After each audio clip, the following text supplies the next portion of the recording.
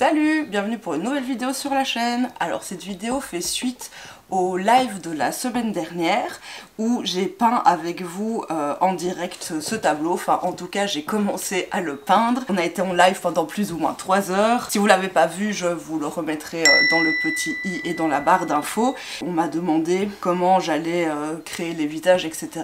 Donc je vous ai filmé tout le reste en time-lapse, je vous le remettrai dans cette vidéo. Cependant je trouvais que c'était pas hyper intéressant juste de vous montrer le time-lapse, donc j'avais un peu envie de vous parler de mélange de couleurs et de comment créer des couleurs pour les peaux, comment trouver les bonnes couleurs de peau, comment mélanger les couleurs pour arriver à la juste teinte. Je voudrais d'abord commencer par un peu de théorie parce que ça va toujours être de là que je vais partir, surtout pour un look plus ou moins réaliste. Pour ce tableau, je me suis pas trop amusée avec les couleurs, notamment sur la peau, puisque le but était d'être réaliste et voilà, d'avoir quelque chose le plus correct possible. De manière générale, vous verrez que le visage va comprendre différentes zones de couleurs qu'on peut délimiter comme suit. On va avoir le front, la région du front, qui va être jaune. Je vais vous mettre des couleurs franches, hein, mais sachez que c'est une tendance jaune. Ensuite, on va penser aux zones qui vont recevoir le plus d'afflux sanguin et donc qui seront relativement rougeâtres. Qu'on va avoir le nez, hein, qui ont tendance à avoir beaucoup d'afflux sanguin, surtout le dessus des oreilles, hein. Pas forcément le lobe, mais le dessus des oreilles. On va pouvoir également avoir un peu la région des yeux en fonction des personnes. Donc ça, ce sera à bien regarder, mais ici, on a quand même de la pigmentation. Et pareil, en fonction des personnes, on va pouvoir avoir les lèvres ou non. Hein. Ça, si vous observez un peu les gens, vous remarquerez que certaines personnes ont des lèvres relativement pigmentées, rougeâtres de base. D'autres vont avoir des lèvres beaucoup plus proches de la couleur de leur peau, donc beaucoup plus rose, beaucoup plus jaune, beaucoup plus bleu, ça va dépendre. Ensuite, on va avoir des zones sur le visage qui vont être plus bleu ou plus verdâtre. Donc on va avoir notamment les cernes, hein, en fonction, pareil, dépendant des personnes. Je sais que moi par exemple mes cernes sont très bleues, donc on va pouvoir avoir du bleu ici autour des yeux. Et on va pouvoir également retrouver des zones beaucoup plus bleues ici en dessous du nez, tout le bas du visage. Et ensuite on va pouvoir retrouver des zones qui vont pouvoir être beaucoup plus verdâtres. Ça va être notamment le cas ici au niveau de la mâchoire. On peut retrouver ça en dessous du menton. On peut retrouver quelque chose de plus verdâtre directement en dessous des lèvres. On peut retrouver quelque chose de plus verdâtre au niveau des tempes. Et alors on va avoir des zones beaucoup plus neutres, notamment sur le reste du nez. Les lèvres peuvent être plus neutres. Le lobe de l'oreille peut être un peu plus neutre quand même. Et quand je dis verdâtre, ça peut être bien sûr, ici ça peut tirer vers le jaune. Ici où on a mis du bleu, ça peut aussi plus tirer vers le jaune que vers le bleu. Ça va vraiment dépendre du contexte de ce que vous faites. Ça c'est pour la théorie. Cette théorie fonctionne avec toutes les couleurs de peau. Ça marche avec des peaux noires, ça marche avec des peaux type asiatique, ça marche avec des peaux type orientale, enfin ça marche vraiment avec toutes les peaux. Il va juste falloir évidemment adapter vos couleurs et vos mélanges de couleurs en fonction de la carnation de base. Et c'est ce que je vais vous montrer tout de suite. Vous remontrer un peu comment j'ai fait pour distinguer la peau de mon frère et la mienne, sachant que mon frère est plus mat de peau que moi et moi je suis très blanche. Là sur la photo je suis vraiment à mon maximum de bronzage. Lui il est très loin de son maximum de bronzage et je voulais dans le tableau pouvoir montrer cette différence de carnation. Pour créer cette peinture et donc ces couleurs de peau, je n'ai utilisé que quelques couleurs et j'ai fait tous mes mélanges moi-même. C'est ce que je vais vous montrer maintenant. J'ai utilisé cette couleur de base pour nos deux peaux qui s'appelle jaune de Naples foncé. Ensuite, pour avoir des tons beaucoup plus froids et beaucoup plus clairs sur ma carnation, j'ai choisi également ce jaune de Naples rouge. Vous allez voir, contrairement à l'autre, il est déjà beaucoup plus rosé et beaucoup plus clair également. Ensuite, bien sûr, un magenta primaire. Alors, j'ai surtout utilisé le ocre jaune pour la carnation de mon frère, pour avoir quelque chose de beaucoup plus mat et beaucoup plus brun, comparé à quelque chose de beaucoup plus clair et beaucoup plus rouge rosé pour moi. J'ai également utilisé du jaune moyen. Et enfin, pour les ombres, et pour les endroits où la peau est beaucoup plus bleue ou verte, j'ai choisi de ne pas utiliser du bleu parce qu'on était dans un contexte de vacances et où on est bronzé. Et donc j'ai choisi d'utiliser directement du mauve. J'aurais pu à chaque fois mélanger mon mauve moi-même, mais c'est quelque chose qui m'embête. Donc je préfère utiliser celui-ci qui s'appelle du violet bleu permanent, que je trouve très bien comme base.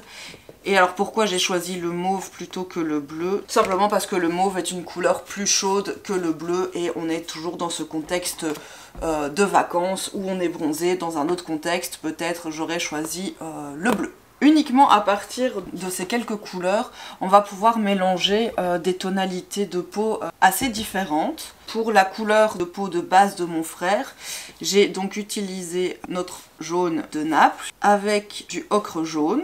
Et comme il s'agit de peau, j'ai quand même ajouté à chaque fois un tout petit peu de magenta. Et donc on va avoir cette couleur de base que je vais pouvoir mettre au niveau du nez. Ensuite, quand j'ai eu besoin de faire quelque chose de plus jaune au niveau du front, je suis repartie de cette couleur de base et je suis tout simplement venue la jaunir. À partir de ce mélange de couleurs, j'ai ajouté un petit peu de rouge et surtout du mauve, alors un tout petit peu. Voilà, pour avoir cette couleur de peau beaucoup plus froide qu'on va pouvoir justement venir mettre par exemple ici, du côté des ombres, en dessous du nez, au niveau des tempes, au niveau également point de l'œil. Des ombres très très foncées, je viens dans mon mauve et je prends directement le ocre jaune. Je vais ajouter un petit peu de magenta parce qu'on est toujours sur une couleur de peau et je cherche une couleur qui va me plaire. Et par exemple au niveau du cou, on avait des choses, des ombres très très marquées, bien évidemment. On peut avoir ce même genre d'ombre ici, au niveau du nez en fonction de la lumière. On peut l'avoir également ici. Les zones où le visage est beaucoup plus rouge. Donc je vais repartir de notre mélange ici et je vais tout simplement ajouter bien du rouge. Le ocre jaune pour garder sa couleur de peau spécifique. Cette couleur va pouvoir être ma base pour les zones du visage qui sont beaucoup plus rougeâtres, comme c'est le cas des joues, des oreilles. Ça, c'est vraiment notre couleur de base. On va bien sûr venir modeler tout ça. Si je veux, je peux avoir quelque chose de beaucoup plus rouge et même de beaucoup plus orangé au besoin.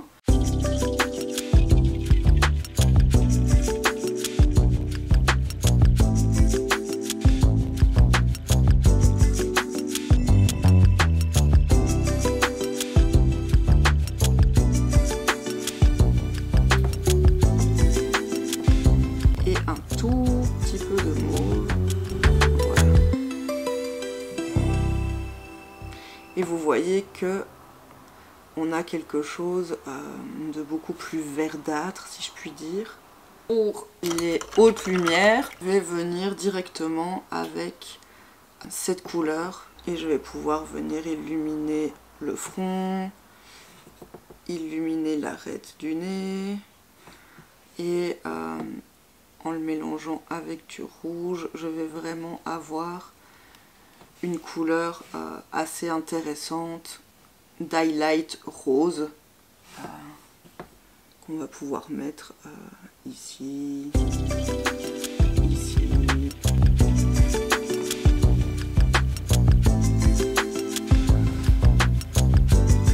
Sur les joues, sur le bout du nez.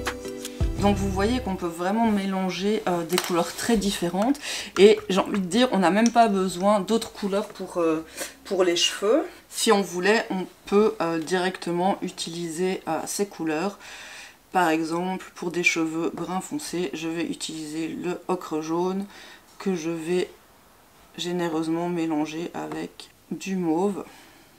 Et là, vous voyez qu'on va pouvoir mélanger et dégrader différentes sortes de bruns. Et si j'ajoute du jaune, on peut même arriver jusqu'à des couleurs de cheveux blonds.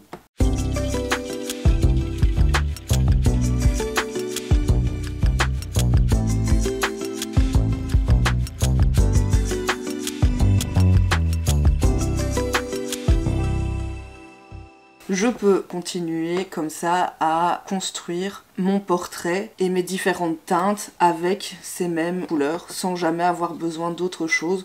Vous voyez qu'on peut vraiment avoir des teintes très variées juste avec ces quelques couleurs. On n'a pas besoin de plus. Et si vraiment on voulait, on pourrait complètement se passer de ces deux jaunes de Naples et travailler directement à partir du magenta, du jaune.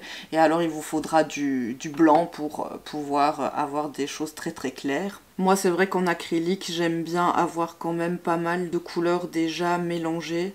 Ça me permet d'avoir de la couleur beaucoup plus pure. Et puis ça me permet aussi de gagner du temps plutôt que de devoir tout le temps faire les mélanges soi-même. L'idée c'est de jouer avec les différents sous-tons et de varier couleur chaude, couleur froide, mélange chaud, mélange froid.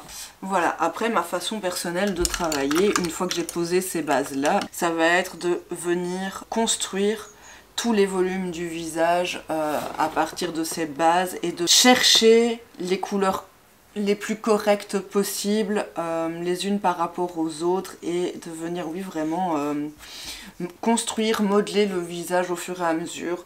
C'est un exercice qui me prend pas mal de temps, mais c'est comme ça que je fais pour l'instant.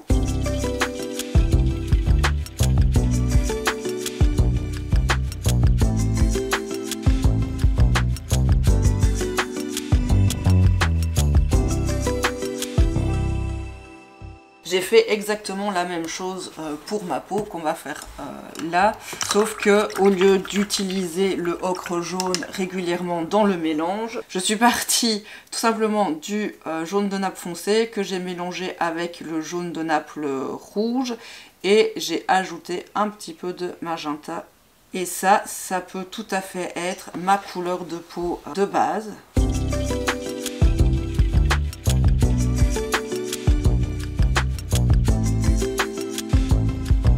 Jaune de Naples rouge et j'ai ajouté du jaune pour avoir quelque chose de très clair et très jaune.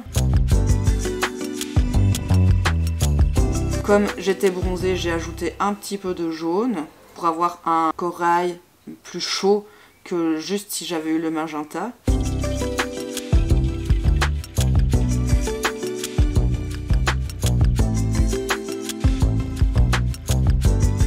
Et en fait, de la même manière, j'ai construit les couleurs de ma peau et vous voyez que c'est pas du tout la même base et donc pas du tout les mêmes couleurs que pour mon frère.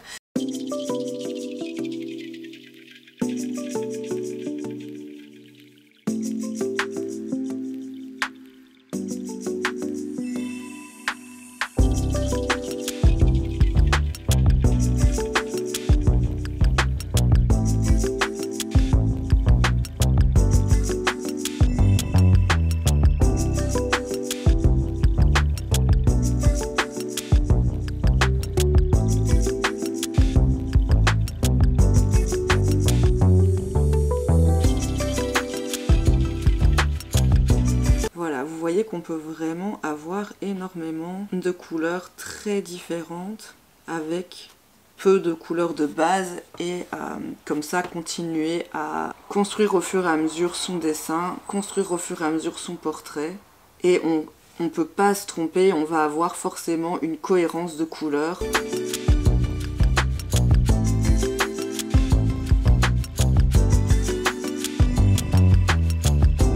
Voilà, l'idée c'était vraiment de vous montrer qu'à partir de peu de couleurs, on peut tout à fait créer assez de variété pour construire complètement un visage, et pour même construire des visages avec des bases colorées très différentes. Quelqu'un ici de beaucoup plus blanc qui a bronzé en devenant rouge, et quelqu'un ici avec une peau un tout petit peu plus mate et qui va donc bronzer en devenant beaucoup plus brun.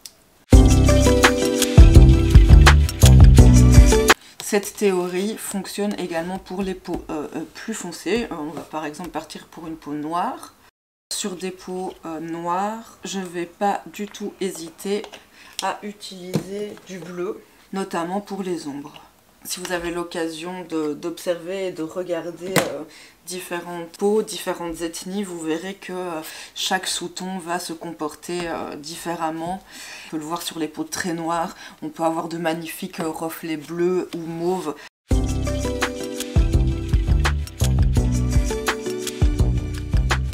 Je vais repartir de mon mélange de base, et pour le front par exemple, je vais le jaunir, mais au lieu de mettre énormément de jaune, je peux tout simplement venir utiliser mon ocre jaune.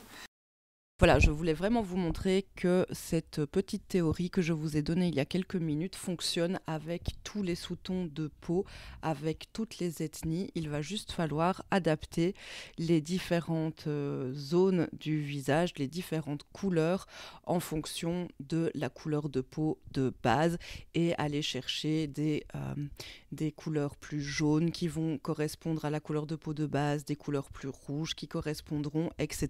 Je pense que maintenant vous avez compris. La clé du réalisme, ça va être évidemment de bien observer votre modèle ou votre photo et de venir sculpter correctement les volumes du visage. N'hésitez pas non plus à venir jouer avec les différents sous-tons des couleurs. Vous allez mélanger des couleurs plus chaudes et des couleurs plus froides, que ce soit dans les lumières ou dans les ombres, pour amener du réalisme. Mais la clé, ça va toujours être l'observation. De manière générale, ne mettez jamais du blanc pur dans les globes oculaires, sauf pour vraiment vos highlights. Mais là aussi, observez bien et vous verrez qu'il y a plein de couleurs dans les globes oculaires. Certaines personnes ont les globes plus gris, d'autres plus jaunes, d'autres plus rouges.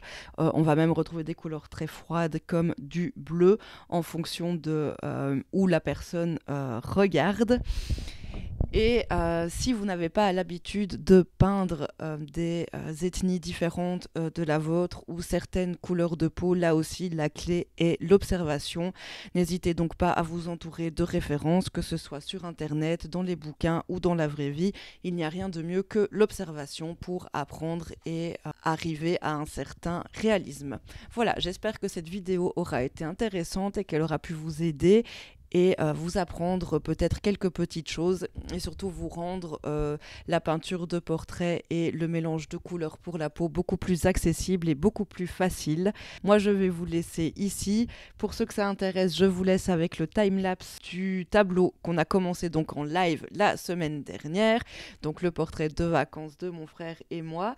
Si cette vidéo vous a plu, n'hésitez pas à vous abonner, à la liker, à me laisser un petit commentaire, je les lis toujours avec grand plaisir, et je vous dis à la semaine prochaine dans une prochaine vidéo. Salut!